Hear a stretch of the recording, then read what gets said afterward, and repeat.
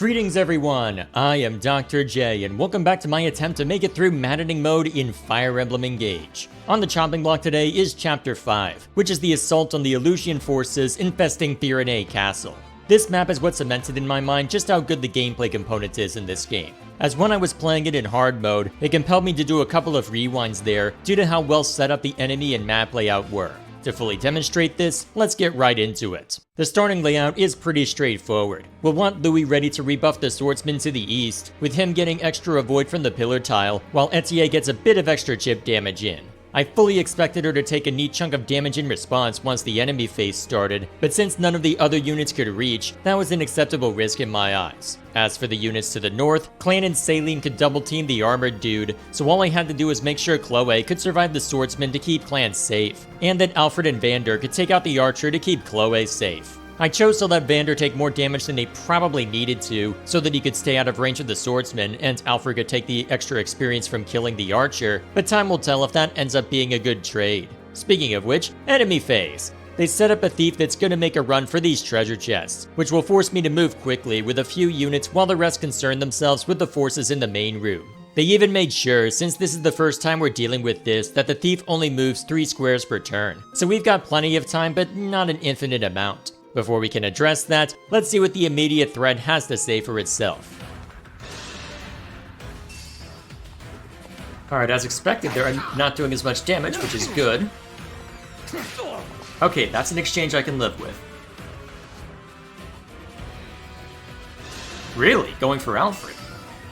I guess you've got the chain attack, so I guess there's a degree of logic, but I feel like you take more damage from him than Chloe. Oh, wow, really? That's unfortunate. I may have to have Alear engage then. Huh. Maybe I should have Alear engaged then to try and burn him down more quickly. Oh, wait, what? Unbelievable. Wow, really?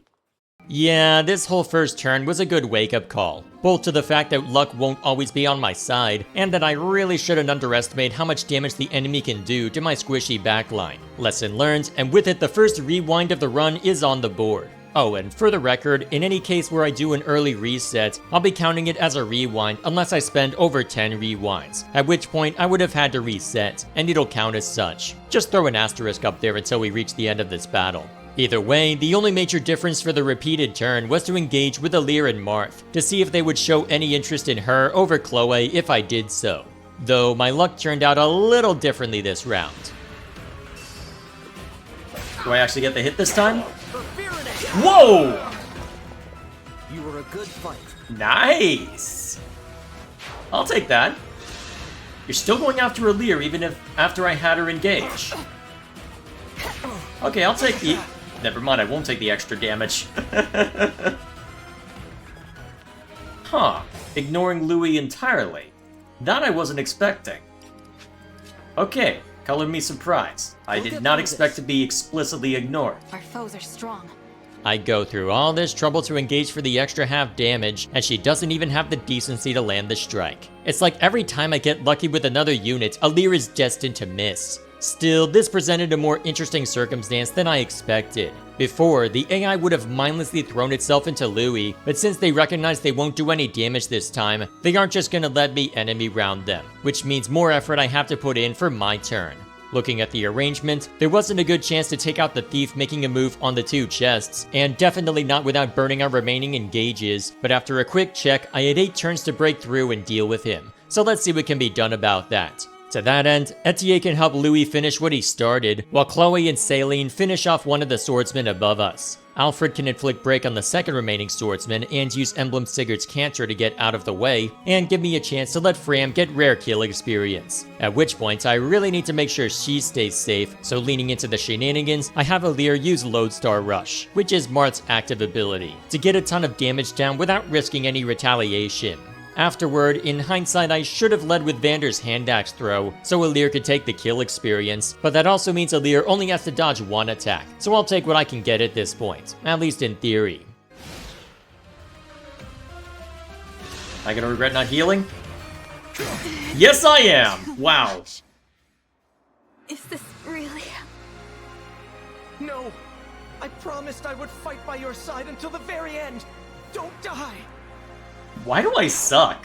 A good question, me in the past, and one we'll hopefully find an answer to by the end of this run. So if I'm gonna be that aggressive, Fram doesn't get to throw hands, but instead has to heal Alir. Also, it gives me a chance to do as I said, giving Vander a chance to land the initial strike for Alir to seal the deal, while also giving Clan a chance to be useful against the swordsman instead of Fram. In response, the axe swinger, realizing he can't kill the weird-looking dragon lady, instead took a chunk out of Vander, while the swordsmen below continued their one-sided non-aggression pacts with Louis. Looking at the field now, Boucheron has been unable to help so far, and if he goes up against a swordsman, his only use would be for stalling one of them. So to get that under control, let's start by making use of what's already in play. Etier and Saline can soften up a target in order to allow Boucheron to completely miss and force me to engage with Alfred to clear them out more thoroughly. That can then let me use Alfred and Louis to keep the archer away from Boucheron while taking out the other swordsman. And then Chloe, thanks to the slim lance, can engage in cleanup on aisle 2.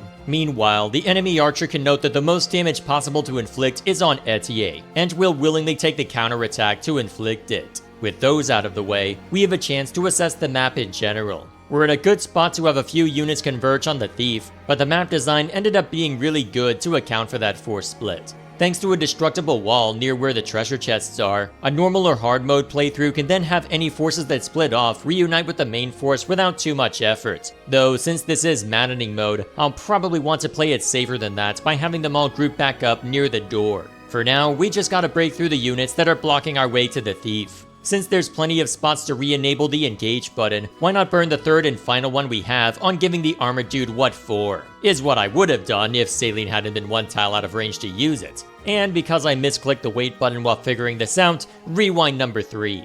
At least while everyone else gathered round and used vulneraries, I could knock the archer down without too much concern. Thus, the thief encroaches ever closer, though at least the swordsman took the bait against Alfred and received a bunch of damage for his trouble. And then, at the top of the round, now I could engage in shenanigans. Step 1, have Alfred join Boucheron in missing the target right in front of him. This better not become a trend when we get to the main room, buddy. That's not even the worst of it. I can't even kill him with just Chloe and Alir either, to where I probably should have had Clan do the honors rather than letting him chip away at the armored dude. In fact, I got confirmation of this when the AI once again targeted what should have been the most dangerous foe, allowing Alfred to pay for his mistake with his life. And thus, rewind number 4. Maybe I'll be luckier this time, as one might hope for, were it not for my attempted first move to be Chloe striking from range and apparently missing. Luckily, Alfred actually landed the hit this time, so Clan could continue to lash out at the armored dude, and Alir could finish the swordsman off. So already this fight is justifying why they added a rewind button in the first place, so hopefully things will improve. Huh. Alir. Oh right, break. That makes sense actually. Now that I've hit you, I suppose no one will feel bad. Oh, now you're dodging good stuff. Well, don't look a gift horse in the mouth past me. At least it balances out the unlucky misses I've had so far, at least in part. So, with Clan right there to knock out the armored dude, I got the wonderful, awful idea to burn Saline's engage on one-shotting the enemy archer. And since there's enough engage resets lying around to let me get away with it, why not? It also put her close by to help deal with the thief, so all we would need there is some backup from Alfred, and then I could experiment to see if I could get away with drawing enemy fire over the wall. To my surprise though, they didn't take the bait, so once the thief is taken down and the treasure gathered, I guess we'll just have to fight it out the hard way. Speaking of which, once Louis broke down the door, it was just a matter of seeing who they would gun for. To my surprise, the axe swinger went for Louis, either foolishly forgetting armored units have break immunity, or thinking he'd somehow deal more damage to Louis than Vander. No idea why, but either way, more efficient for me, since I won't want Louis nearby with mages closing in. Apart from realizing the enemy armored dude has Rider's Bane and letting a Thunder Mage chip away at Chloe, now it's our turn. The first move is to start opening up places for my units to be maneuverable, by having Vander run up and soften a mage for Chloe to bring down. Saline by this point can easily one-shot armored units, so that's a no-brainer, allowing Alfred and Etier to easily take out the axe swinger. At which point, I realized Clan was dealing very little damage to the mage, so to make up the difference, Alir would have to step up and let her unique kick in so he could knock her down without taking a hit in retaliation, all while narrowly escaping a thunder spell to the face. At this point, we've gone from Louis not being too useful to Chloe not being too useful, with archers on their way. Louis can lead off by equipping a javelin and striking one archer, since their pathetic arrows have no effect on him. Alir can use Marth's rapier, which is highly effective against cavalry, to immediately take down the cavalry units near the archer. I debated on not using Lodestar Rush, but given I wasn't confident I could kill both archers, I didn't want to take a chance on Alir being turned into a pincushion after taking a hit. Though having Fram Chain Guard would certainly help, as would Alfred getting the most extra crit possible on one of said archers. At that point, we could just have Chloe body block the remaining enemy cavalry units and find out what the archer's target would be. And as it turned out, the archer once again gunned for whom she could do the most damage to. Not that it really mattered this time due to Chain Guard. At the top of the round, the cavalry unit stepping up to swing at Chloe would find that choice to be a deadly mistake, with Clan and Saline softening him up while the rest of our forces prepared to draw the remaining enemy towards us. For some reason, I made the decision to not strike him down with Chloe, so here's hoping that won't backfire on us, at a time when we're about to start drawing the remaining enemy into kill range. Up above, the swordsman took the bait, with a lucky dodge ensuring that Alir would join Louis in taking no damage. Luckily for me, Chloe would survive the strike from the cavalry unit, and with only the enemy axe swinger and healer running up to join their friends, this should be relatively easy pickings. So, right after taking the cavalry unit down way later than he could have been brought to zero, we start by inflicting Alir on the enemy axe swinger. Not only does Break make that an easy decision, Marth also gives an extra hit at 50% for each normal swing while engaged, and a bunch of healing on that extra swing. So that leaves one enemy badly injured, albeit with a gap in our front line. To ensure we can at least thin their numbers, Alfred seals the deal on the axe swinger Alir beat up, Louis deals an initial hit against the swordsman closest to him, and Etier knocks him down the rest of the way.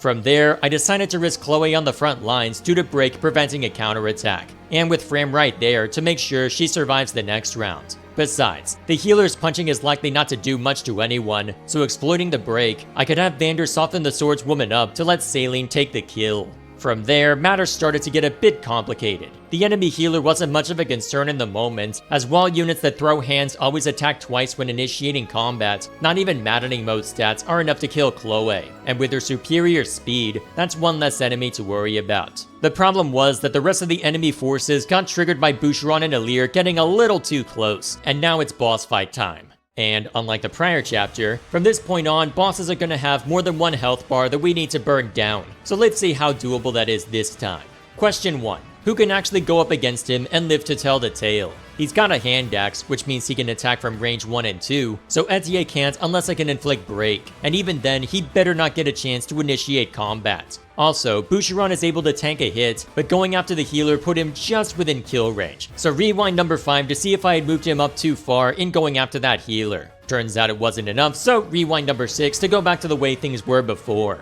With that in mind, we can also confirm that Louis, Alfred, and Vander can all stand next to the boss at full health and not die. Question 2. Can I wait a turn without triggering the boss? Which could buy me useful time to prepare Marth's Engage and prepare the rest of my team for the inevitable mulching. Assuming we can, it's just a matter of having a wall to block off the squishy backline, with Alir, Louis, and Vander forming the front line. Alfred can engage to knock out a cavalry unit using Sigurd's Rider's Bane, Vander can inflict break on another cavalry unit, and Louis can miss the 81% apparently. Boucheron can't get out of range of the remaining cavalry unit, but given the circumstances, the concern was whether Alfred survives. And despite having break inflicted on him by the boss, the other cavalry unit isn't able to seal the deal. And honestly, that actually worked out for me, because then I could send Alfred to use Override to take up the cavalry units and damage the boss. Question 3. Can we burn him down in one turn? Warp Ragnarok brings him down to 1 on the first health bar. Lodestar Rush is apparently useless due to his high defense. Boucheron and Clan can't help us this turn. Chloe is good for nothing more than target practice now, and we've already been over the dangers of using Etier if he gets a chance to strike back or strike first. So, assume that we'll have to take 2 turns on this, and have Alir's set up for... Wait, you weren't broken? You're immune to break?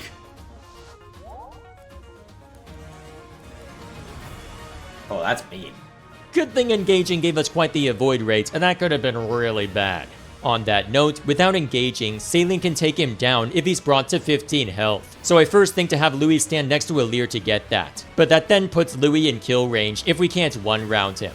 And since that's not going to work out well, rewind number 7, and a double check to see the damage we get out of Seraphim. which would make the difference to where Vander and Louis could use their iron weapons instead of their thrown weapons. I could foolishly tell Louis to just sit there, not realizing he won't get doubled if he just holds the iron lance, and Saline can knock out the first health bar, with Alir's unique helping to keep her alive. Thus, it goes to the enemy turn, where he takes a major chunk out of Louis, and from this point, it's easy picking for Lodestar Rush and Warp Ragnarok to win the day. So apart from letting Louis take another swing for extra experience, it's over. This battle ended up being a lot rougher than I expected. Part of this was because of how carelessly I was playing, which meant I spent 7 rewinds this time around instead of the 2 I needed when first playing this in hard mode. Another part of this was just how unlucky I was, with a whopping 5 strikes with an 80% chance missing the mark, with the only 80% miss on the opposing side being an ineffectual chain attack. One of the rewinds alone was from an enemy hitting a sub 60%, so outside of a couple of lucky crits from Alfred, one of which didn't even matter, the dice were not in my favor.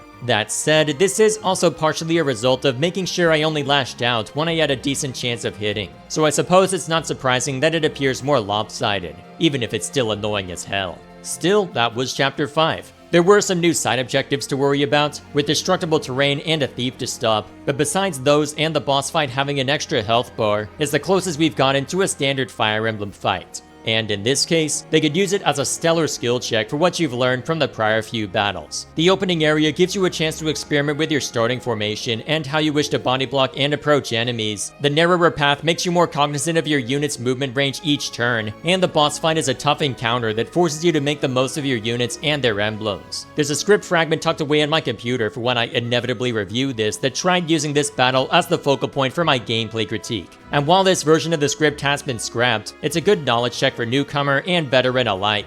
All in all, a solid map to throw at us at this stage of the game. With that said, that's all I have for this video, and thank you all for watching. Next time we jump into this, we'd normally have a paralog to see to, but since it lasted all of half an hour, we're gonna bundle that into another video with a paralog we'll be unlocking immediately after Chapter 6. With that in mind, our next battle will be our introduction to Fog of War, a new emblem, and perhaps another opportunity for luck in this game to throw me for a loop. Until that time, thank you all once again for watching, and I'll see you all then.